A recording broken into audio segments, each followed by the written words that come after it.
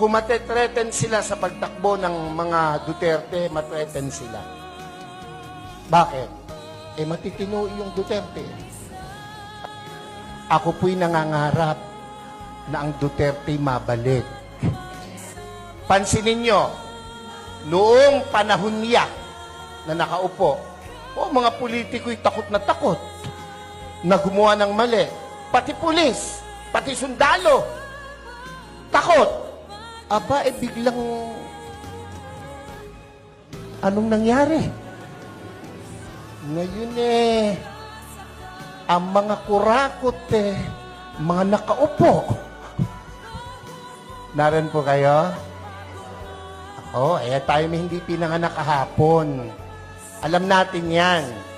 Bakit ang isang obispo ay sumusuporta sa ganito?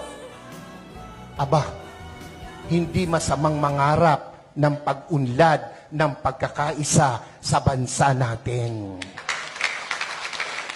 Kung hindi tayo magsasalita at kikilos, kung hindi tayo magpapakita ng puwersa, ng lakas, sino ang gagawa nito?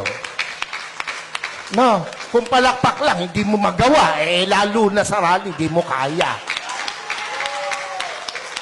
Yung makasigaw ng Amen! Oy, yan yung matatapang. Dapat, ito ang tandaan nyo, ang buhay natin, minsan lang. Pakisabi mo sa katabi mo, mamamatay ka rin. Sabihin mo, malapit na. Pero, bago mamatay, napakagandang nagparinig ka, nagparamdam ka para sa bayan. Yun ang pinakamahalaga sa lahat. Amen po? Ako po hindi takot, makulong, mabugbog, basta't iparamdam mo yung gusto mong iparamdam.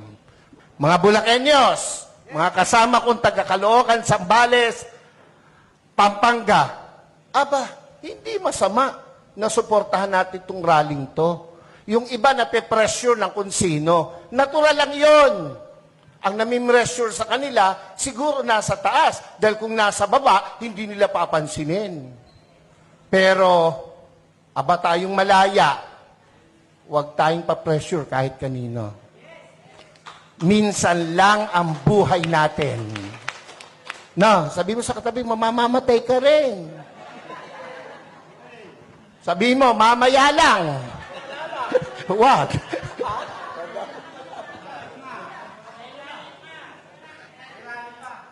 Dapat iparinig natin, iparamdam natin ang ating saloobin. We are not against the government. Never. And never will. Lalo po ako. Nakapula nga ako Naran ba kayo? Pero, kailangan nilang makita, kanilang dapat marinig, ang dapat makita at marinig.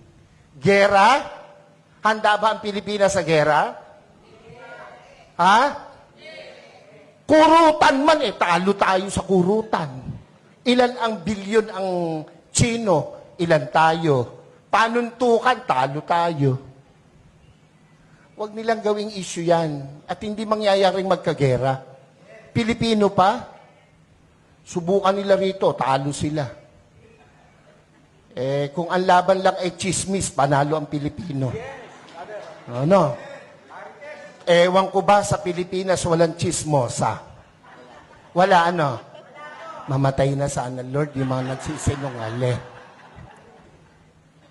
Hindi tayo papayag na hindi natin iparinig, iparamdam, ipakita ang dapat nating ipakita sa bayang Pilipinas na ating minamahal.